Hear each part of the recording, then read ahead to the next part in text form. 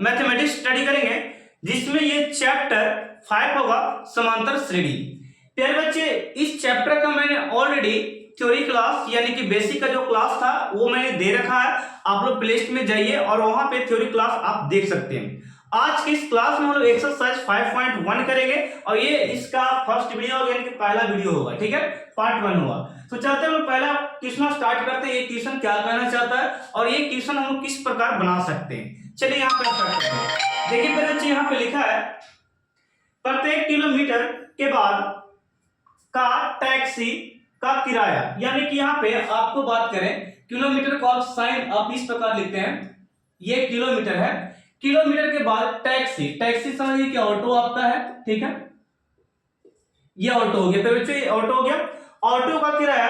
जबकि प्रथम यानी कि पहला, प्रथम यानी कि पहला, प्रथम किलोमीटर के लिए किराया कितना लगता है? 15 रुपए, यानी कि ये आपका 15 रुपए लगता है, प्रथम किलोमीटर के लिए किराया लग जाता है, ठीक है।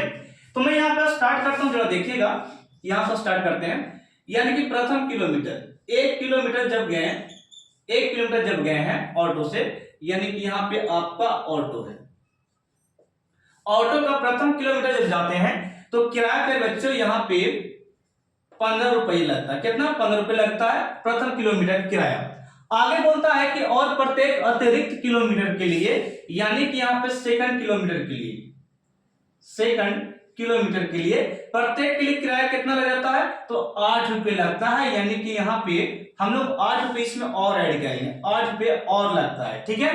फिर यहाँ पे थर्ड किलोमीटर में जाते हैं तो फिर बच्चे यहाँ पर भी इसको 8 रुपए लगते हैं। यानी कि फोर्थ किलोमीटर में जब पहुंचते हैं, यहाँ पे 4 किलोमीटर में पहुंचते हैं तो यहाँ भी 8 रुपए ऐड होते जा रहा है, ठीक है, यानी कि जुड़ते जा रहा है। यानी कि हम लोग यहाँ पे देखें एपी एक अनुक्रम देखें थोड़ा सा कि एपी में ये है कि नहीं, जांचने के लिए देखते हैं। यानी कि पहला में आपका यहाँ पे पहले के लिए कितना है? 15 रुपए, इसमें हम लोग 8 ऐड करते हैं यानी कि जोड़ते हैं, तो ये 15 और 8 कितना हो गया? यानी कि 23 रुपया। कितना हो गया? 23 रुपया हो गया। और यहाँ पे फिर ये 23 रुपया में सेकंड किलोमीटर में 8 रुपया और यहाँ पे जोड़ते हैं तो यहाँ पे ये हो गया आपका 31 रुपया। और इस प्रकार फिर 8 रुपए इसमें जोड़ते हैं तो ये हो गया आपका 39 रुपया। अब आपसे पूछ रहा कि ये जो निकाले हैं, ये जो अनुक्रम यहाँ पे है, जो ये वाला जो है, ये जो नंबर यानी पैसा जो निकला है रुपया, ये अनुक्रम यानी कि एपी में है कि नहीं, जांच कर बताएं। इसको क्या करना है? जांच कर बताना है। तो पहले बच्चे आप लोग जानते होंगे यहाँ पे पहला जो रहता है वो ए होता है, यानी कि प्रथम पद बोलते हैं। यानी कि ए हो गया आपका प्रथम पद, कितना रुपया? 15 रुपया। इसको हम लोग बोलते हैं प्रथम पद, जो कि बेसिक क्लास में मैंने सारा बता रखा है, ये प्रथम पद है, ठीक है, प्रथम पद हो गया। और डी निकालने के लिए, यानी कि डी सर्व अंतर निकालने के लिए, सर्व अंतर यानी कहने का मतलब डी निकालने के लिए आपको फॉर्मूला है T2 माइनस T1, ये T1 है, ये T2 है, T3 T4 है, ठीक है। तो यहां पे निकालेगा T2 कितना हो गया? 23 और T1 कितना हो गया? 15।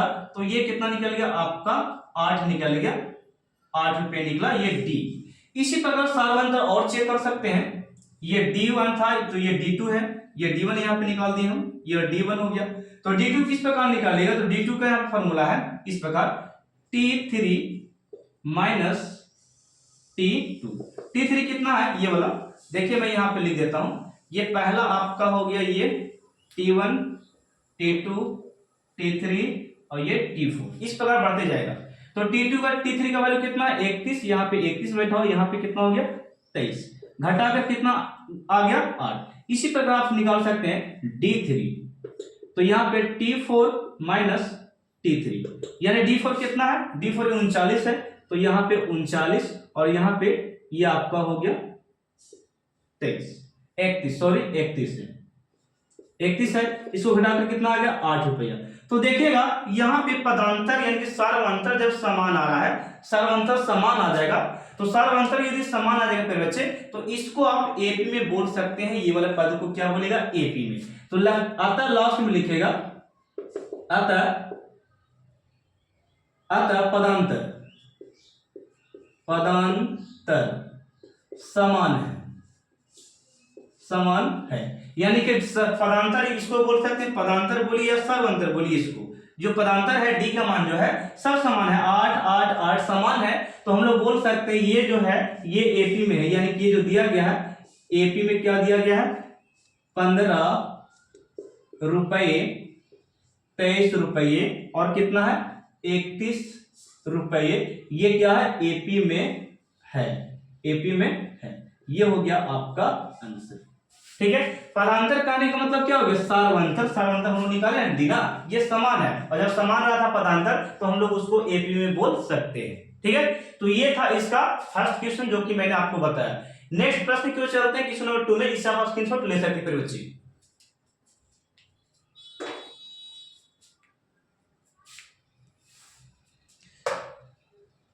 बच्चों अब हम क्वेश्चन नंबर सेकंड में करने वाले हैं। देखिएगा क्वेश्चन नंबर सेकंड है, यहां पर समझिए क्वेश्चन को। किसी बेलन, बेलन मैंने देखो ये वाला पारा, ठीक है, ये बेलन आपका है। एक स्टेप को समझना, किसी बेलन में उपस्थित हवा की मात्रा, हवा यानी बच्चे हवा यानी कि आप लोग समझते हैं एयर, एयर यहाँ एयर की मात्रा यानी कि आयतन, आयतन ठीक ना, आयतन यानी कि यहाँ पे वॉल्यूम, बात को समझना। ठीक है, तो आयतन यहाँ पे हवा का आयतन, हवा की मात्रा जो है उपस्थित किसी बेलन में कितना है इसे पता नहीं है, हवा की मात्रा। ठीक है, तो इसको हम मानकर बनाने वाले हैं। यहाँ पे देखिएगा हवा की मात्रा पता नहीं है, जबकि वायु निकालने वाला पैप प्रत्येक बार में, यानी कि प्रत्येक बार में वायु निकालने वाला पैप जो है बेलन से शेष हवा कितना निकाल देता है 1/4 भाग बाहर निकाल देता है। यानी कि फिर बच्चे ये जो बेलनाकार है ये पाइप से हम लोग एक बार में मारते हैं, एक बार जब पाइप को मारते हैं तो कितना वायु निकलता है 1/4 भाग हवा बाहर निकल जाता है।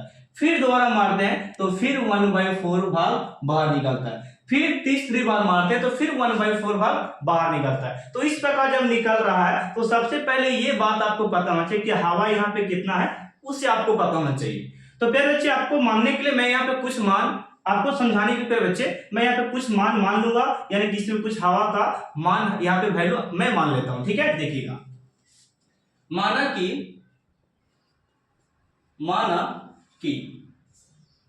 कि पे बच्चे हवा की मात्रा, हवा की मात्रा, हवा की मात्रा मान लेते, इसमें टोटल मैंने मान लिया 128 सेंटीमीटर क्यूब मैंने मान लिया। इस प्रकार आप बोले सर 128 सेंटीमीटर आप कहां से ला दिए, फिर बच्चे आप 100 मानो, 500, 400 कुछ भी मानो, आप मान यहाँ पे, ठीक ना, अपने मन से मान सकते हैं। मैं इसलिए इसको माना पे बच्चे ताकि इसको काटने में आसानी हो इससे और जल्दी से मैं आपको समझा सकूं। ठीक है, इसलिए मैंने इस पे 128 माना, आप इसके जगह पे कुछ और भी मान सकते हैं, कोई दिक्कत नहीं। तो इसमें टोटल हवा मैंने कितना माना 128। चलिए स्टार्ट करते हैं। तो पहला दूसरा बार करके हम लोग यहाँ पे करते हैं, यहाँ पे जरा देखिएगा।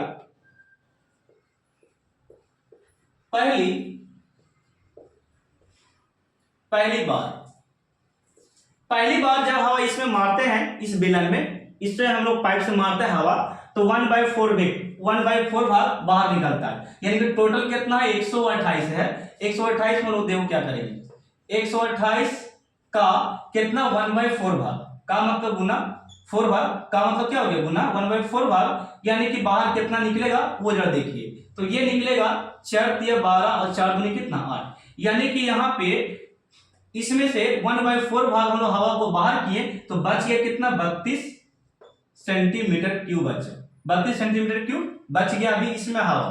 पहली बार जब पाइप मारे तब, ठीक ना, पाइप से मारे इसमें तब।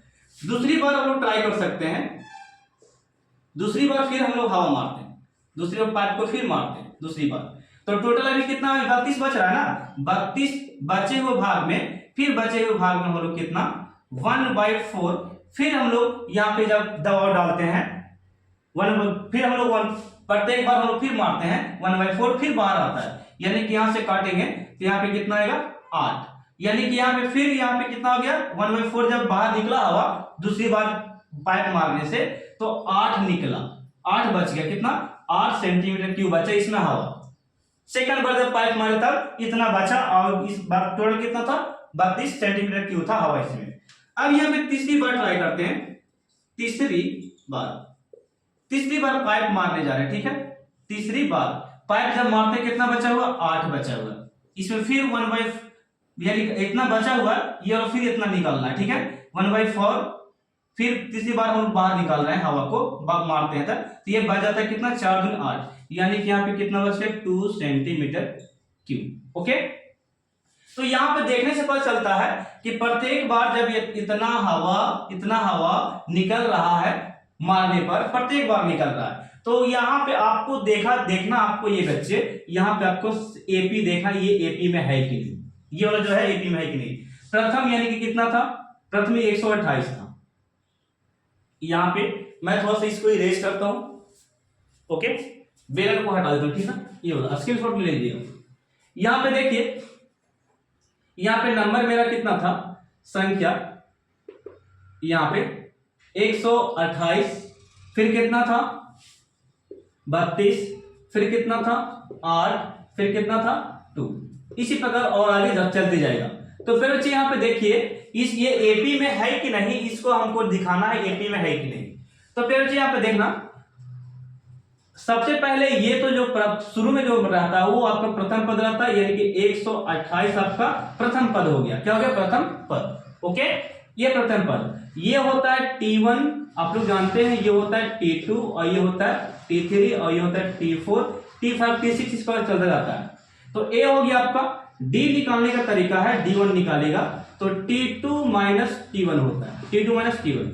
T2 कितना है, 32 है, और T1 कितना है, 132 है। घटाएगा, 2 में से 2 जाएगा, यहाँ पे 0, और 3 में से 3 जाएगा, यहाँ पे कितना आ गया 0, और यहाँ पे कितना बच गया 100, ये भी माइनस में बचा। तो D1 माइनस में बचा, प्लस में, कोई दिक्कत आपको नहीं है, ठीक ना। फिर D2 निकाल के देखिए, D2, तो D2 का फॉर्मूला आप लोग जानते हैं, T3 माइनस T2, यानी कि इसमें से अभी ये वाला घटाएं, इसमें से ये घटाएंगे, फॉर्मूला बनते जाएगा, ठीक ना।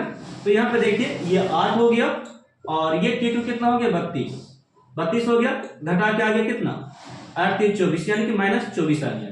फिर D3 निकाल सकते हैं, D3, तो यहाँ पे T4 माइनस T3, यानी कि T4 कितना है 2, और T3 कितना है 8 है, तो घटा के वाला माइनस 6 आ गया। तो फिर बच्चे यहाँ पे 7, ये जो D का मान है, ये D का मान देखिए, ये D का मान यहाँ पे देखिए, ये D का मान, ये जो D का मान जो निकला है, यानी कि ये बराबर नहीं है। D1 does not equal D2 does not equal D3, इस प्रकार बराबर नहीं है। और जब D बराबर नहीं होता है तो इसको हम एपी में नहीं बोलेंगे। अतः एपी में नहीं है। एपी में क्यों नहीं है, क्योंकि पदांतर समान नहीं आया, डी का मान समान नहीं आया, इसलिए ये जो मान निकाले थे हम लोग, माने थे, ये एपी में दिया गया नहीं है। तो ये था जांच करके दिखाना, जो कि मैंने आपको जांच के दिखाया, ठीक है। अब प्रश्न नंबर 3 में चलते हैं, इससे आप स्क्रीनशॉट ले सकते हैं।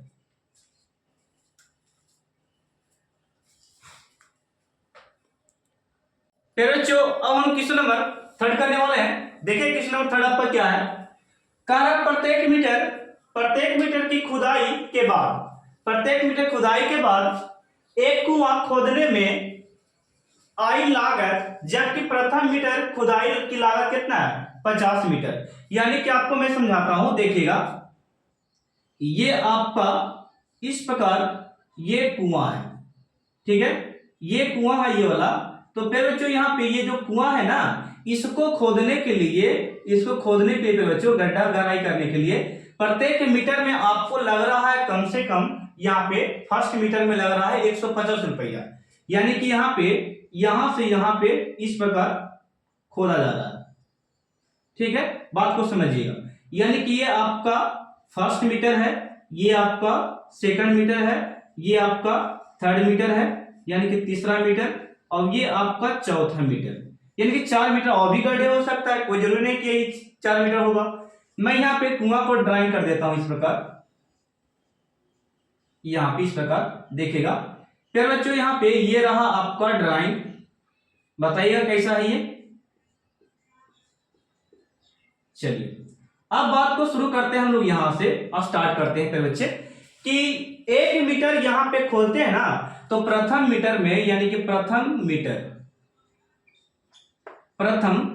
1 मीटर, प्रथम जब 1 मीटर खोलते हैं तो 150 रुपये लगता है। यानी कोई मजदूर है जो 1 मीटर खोदने के लिए, प्रथम मीटर खोदने के लिए 150 रुपया लेता है, ठीक है। और फिर वो बोलता है कि यदि हम 1 मीटर और खोदेंगे तो 50 रुपया बढ़ता जाएगा। क्या करेगा? 50 रुपया बढ़ता जाएगा, ये इसका मजदूर का कहना है, ठीक है।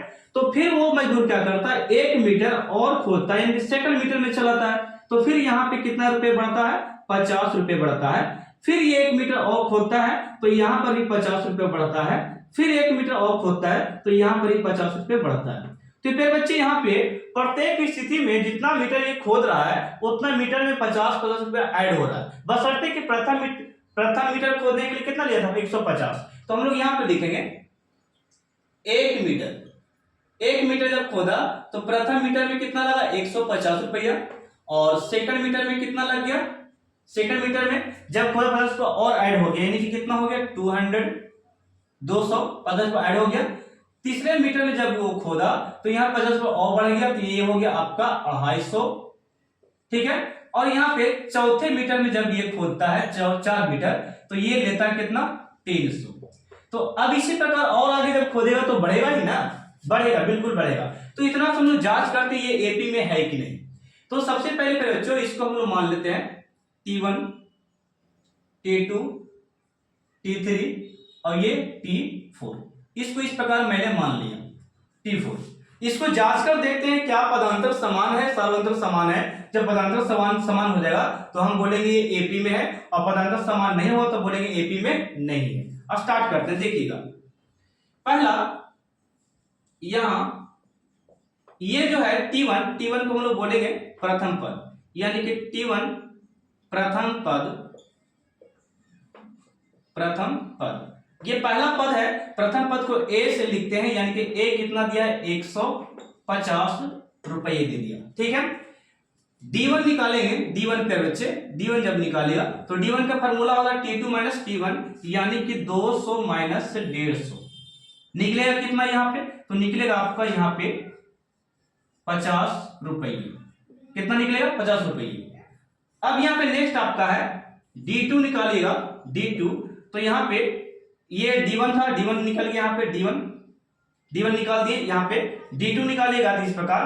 तो यहाँ पे निकलेगा आपका D2, यहाँ पे निकलेगा तो ये हो गया 250 माइनस 200, ये भी कितना निकलेगा? 50 रुपये, ठीक है। इस प्रकार आगे बढ़ते हैं तो यहाँ पे निकालते हैं D3। तो ये D3 यानी कि T4 माइनस T3, तो लिखेगा 300 माइनस 250, ये निकलेगा कितना? 50 रुपये। यानी कि प्रत्येक स्थिति में समान है, ये बोल सकते हैं पदांतर समान है, पदांतर समान है। पदांतर जब समान है यानी कि D का मान जब समान आ जाएगा तो आप लोग इसको एपी में बोल सकते हैं, यानी कि ये जो है एपी में है, यानी कि 150, फिर कितना है? 200, फिर कितना दिया है? 250, फिर इसके बाद आपका है 300, इसी प्रकार 350 बढ़ता जाएगा। तो ये जो दिया है यहाँ पे इसको आप बोलेगा एपी में है, यानी कि समांतर श्रेणी में है। ये हो गया आपका आंसर। क्यों इसको एपी में बोले? क्योंकि डी का मान क्या आ रहा है? डी का मान फिर बच्चों, डी का मान जो है, डी का मान समान आ रहा है, पदांतर समान आ रहा है, इसलिए मैं इसको एपी में बोला। इससे आप स्क्रीनशॉट ले सकते हैं। मैं नेक्स्ट क्वेश्चन में चलता हूं, क्वेश्चन नंबर 4 में, ठीक है। इससे आप स्क्रीनशॉट ले सकते हैं।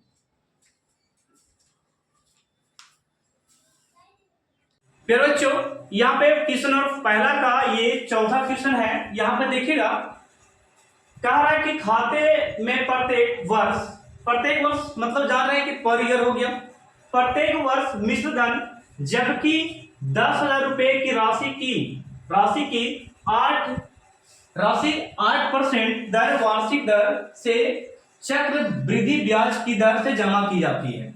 देखिएगा, समझिएगा थोड़ा सा। एक साहूकार है, मान लेते साहूकार जो पैसा जिससे हम लोग पैसा लेते हैं उधार, ठीक ना, ब्याज देकर पैसा लेते हैं वो, तो वो साहूकार जो है प्यारे बच्चे, बात किसी को समझिएगा। ये साहूकार किसी व्यक्ति को, मान लेते ये जो व्यक्ति है यहाँ पे, ये व्यक्ति है, इसको ये पैसा दिया, यानी कि 10,000 रुपये देता है। कितना रुपये देता है? 10,000 रुपया देता है। ओके, 10 रुपये दिया इसको, तो ये जो दिया ना इसको, तो ये जो है ये वाला मान, ये इसका मूलधन हो गया। क्या हो गया? मूलधन। ओके, इसके लिए क्या हो गया? मूलधन हो गया। और यही साहूकार जो है इसको प्रत्येक वर्ष 8% का ब्याज दर लगाता है। यानी कि ब्याज दर कितना का है? ब्याज दर जो है 8% लगाता है। फिर बच्चे कितना लगाता है? 8%। ठीक है, 8% है ब्याज दर। और मूलधन कितना है इसका? 10,000 रुपये। यानी कि मूलधन इसको 10 रुपये मिला किसको? इस व्यक्ति को, साहूकार से। कोई सेठ है, इसको 10 रुपये दिया और ब्याज कितना लगा दिया? प्रत्येक वर्ष, यानी कि पर वर्ष, प्रत्येक यहाँ पे वर्ष लिख सकते हैं, प्रत्येक वर्ष। प्रत्येक वर्ष कितना का लगता है? इतना। प्रत्येक वर्ष 8% का ब्याज दर लगता है। यानी कि प्रथम वर्ष है, यानी पहला वर्ष है जिसमें यह 8% का मिश्रधन इससे लेगा, यानी कि इतना ब्याज दर इस पे लगाएगा। तो फिर बच्चों यहाँ पे पहले साल में हम लोग निकालते हैं, यहाँ पे लिखेंगे पहले वर्ष। पहले वर्ष के लिए, पहले वर्ष के लिए यहाँ पे देखेगा हम लोग निकालेंगे। तो हम लोग कितना का? 10,000 का 8% कितना होगा? 10,000 का 8%। तो हम लोग निकालेंगे पहले बच्चे यहाँ पे 10,000 रुपए का मतलब क्या होता है? गुना। का मतलब क्या होता है? गुना। 10 रुपए का 8% का कितना होगा? तो 8% का कितना होगा? कितना होगा उसको। तो परसेंट के लिए हम लोग क्या लगाएंगे? यहाँ पे 100 लगाते हैं बच्चे, 100 लगाते हैं। तो एक जीरो से एक जीरो ये कट गया, एक जीरो से एक जीरो ये कट गया, यानी कि यहाँ पे कितना रुपए? यहाँ पे 800 रुपये अगले वर्ष देगा। यानी कि बच्चे देखिए, ये साहूकार है, 10,000 रुपये इसको दे चुका है, 10 रुपये दिया तो 8, यानी कि एक साल में 8 रुपये की दर जब लगाता है, ब्याज दर इस पे लगाता है, 8 रुपये ब्याज दर जब लगा देता है इस पे, तो एक साल में कितना रुपए उसको देना पड़ेगा? 800 और ज्यादा करके देना पड़ेगा। यानी कि मिश्रधन यहाँ पे बात करें प्रत्येक पहला वर्ष में मिश्रधन, यानी कि ये जो 10,000 ये वाला पैसा और 8 ब्याज लगा के ये वाला पैसा पहला वर्ष में कितना देगा? यानी कि इसको हम बोलेंगे मूलधन। यानी कि मूलधन को जोड़ देना है, मूलधन प्लस ब्याज। ब्याज, ये क्या निकलेगा? आपका ब्याज निकला है। ये वाला आपका क्या है? ब्याज। ये आपका ब्याज है। तो टोटल पेयर बच्चे यहाँ पे 10,000 आपका ये था, 10,000 था, और प्लस में ब्याज कितना निकल चुका? 800। यानी कि इसको टोटल पैसा यहाँ पे देना पड़ेगा 10,800 रुपये पहले वर्ष में इसको देना पड़ेगा। ठीक ना, इसको देना पड़ेगा, इसको ठीक ना, वापस लौटाना पड़ेगा। सेकंड वर्ष में फिर बच्चे इसी प्रकार निकालते हैं। ये तो पहला वर्ष का था, दूसरे वर्ष का देखते हैं। यानी कि दूसरे वर्ष के लिए अब यहाँ पे ये 10,000 जो 800 पैसा है ना, फिर ये इसको बोलता है कि अब यहाँ पे अब आपके पास जो पैसा, ये बोल रहा है साहूकार बोल रहा है, साहूकार बोलता है कि अब जो आपके पास पैसा सेकंड वर्ष द्वितीय वर्ष में बोलता है कि अब आपके पास 10,800 रुपये हो गया और ब्याज वही रहेगा, ब्याज दर वही रहेगा। फिर अगला साल आप दीजिएगा तो थोड़ा सा बढ़ के ब्याज दर लग जाएगा, यानी कितना रहेगा वो आपको बताना है। यानी कि सेकंड वर्ष के लिए ये जो है आपका मूलधन है। तो हम लोग ब्याज निकाल लेंगे, इसका ब्याज निकालेंगे सेकंड वर्ष के लिए ब्याज। तो 10,800 रुपये का 8% कितना? दर वही है 8% का, बटे परसेंट के लिए 100 लगा लेंगे, परसेंट के लिए क्या लगा लेंगे? 100। दो जीरो यहाँ पे काट सकते हैं। अब गुना कीजिएगा, 8 8 कितना हो गया? 64। 8 8 64 हो गया। अब यहाँ पे ये वाला 8 गुने 8, यानी कि इसमें गुना करके 64 हो गया, फिर ये वाला इसमें गुना किया तो 0 होगा, 8 यानी काट 6 लिखा देगा और 8 का 8, यानी कि 864 रुपये। ठीक है, इस प्रकार कितना मिला? 864 रुपये सेकंड वर्ष में, यहाँ पे बढ़ गया। तो अब यहाँ पे 864 रुपये इसको मिलता है, 864 रुपये मिलता है ये वाला। तो इस सेकंड वर्ष के लिए हो गया। तो ये यहाँ पे मिश्रधन की बात करते हैं, मिश्रधन की बात करते हैं। तो मूलधन को जोड़ देना पड़ेगा। मूलधन सेकंड वर्ष के लिए मूलधन क्या हो गया? मूलधन और प्लस में ब्याज।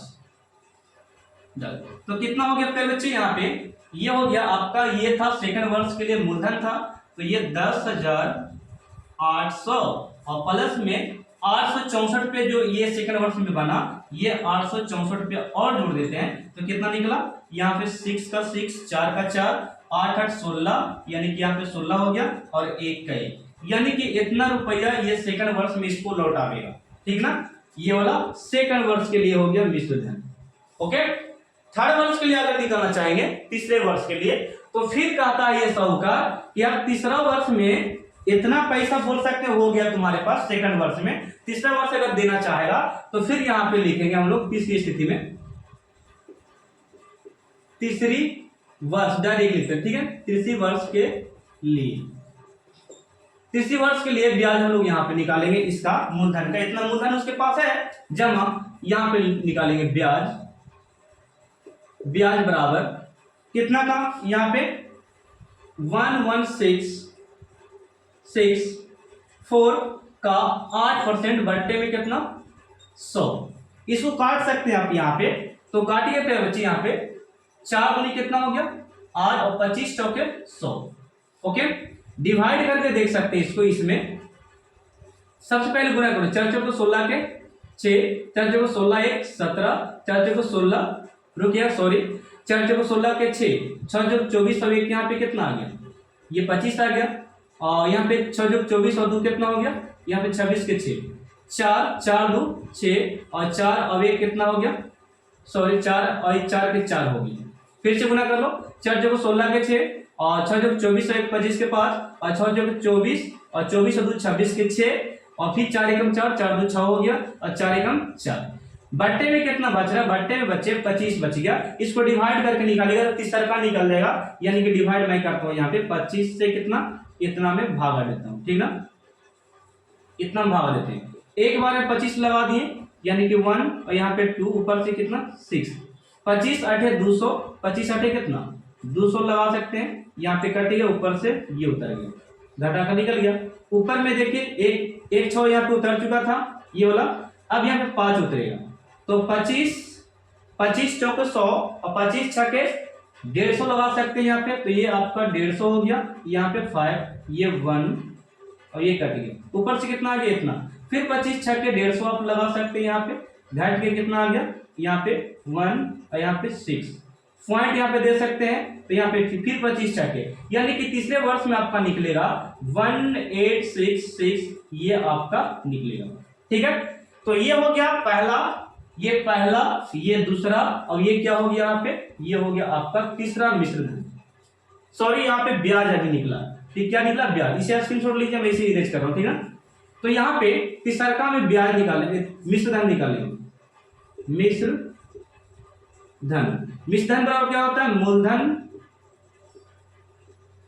प्लस ब्याज, तो मूलधन कितना निकाल दिए 1866 पॉइंट इतना, और प्लस में कितना, रुकिए मूलधन कितना था, मूलधन आपका है, मूलधन देखिए वाला मूलधन ये काल आएगा, मूलधन सेकंड वर्ष के लिए हो गया 11,604, इतना हो गया मूलधन, और ये मिश्र ब्याज कितना निकला 1866.86, जोड़िएगा 6 6 12, 6 4 10 के 0, 6 6 12 अब कितना हो गया 13, और 8 6 14 अब कितना हो गया 15, और यहाँ पे 1 और 1 मिलकर 2 2 और 1 कितना हो गया 3, और यहाँ पे 1 का 1 और पॉइंट में 6, ये हो गया तीसरा वर्ष के लिए मिश्रधन हो गया, यानी कितना पैसा उसको लौटाने पड़ेगा तीसरा साल में, साहूकार को लौटाना पड़ेगा इतना, ये थर्ड वर्ष के लिए था। अब यहाँ पे मैं समझाता हूं, अब आपको जांचना है, यहाँ पे देखिएगा, इस आप स्क्रीनशॉट ले लीजिएगा, ठीक है, यहाँ पे देखिएगा, अब यहाँ पे ये क्या है वो जरा समझिए, ये प्रथम वर्ष के लिए, द्वितीय वर्ष के लिए, तृतीय वर्ष के लिए निकाला गया, यानी कि यहाँ पे निकला है 10,800 प्रथम वर्ष के लिए, सेकंड के लिए 11,664, और ये निकल गया 13,523.6 रुपया। ठीक है, अब इसको आप निकाल के देखिए डी निकलता है कि नहीं, डी समान है कि नहीं, तो हम लोग यहाँ पे ए देखें तो ए हमारा प्रथम पद कितना है 10,800 रुपये है, और डी का मान जब निकालते हैं डी का, तो ये हो गया T1 अब ये हो गया T2, अब ये हो गया T3, निकालिएगा। तो यहाँ पे बच्चे यहाँ पे D2 माइनस D1 करेंगे तो 11,000, यानी कि फॉर्मूला लिख देते हैं T2 minus T1। T2 minus क्या हो गया T1 लिखेंगे यहाँ पे। तो T2 कितना है 11,604 माइनस 10,800, इसको घटाइएगा 4 में से 0 जाएगा तो यहाँ पे कितना आएगा 4 आएगा, और 6 में से 0 जाएगा तो ये आएगा 6, और 16 में से 8 गया तो ये 8, और 0 में से यहाँ पे जब देखिएगा यहाँ 0 बच गया, यहाँ पे 1 बच गया, यानी कि इतना रुपया हो गया।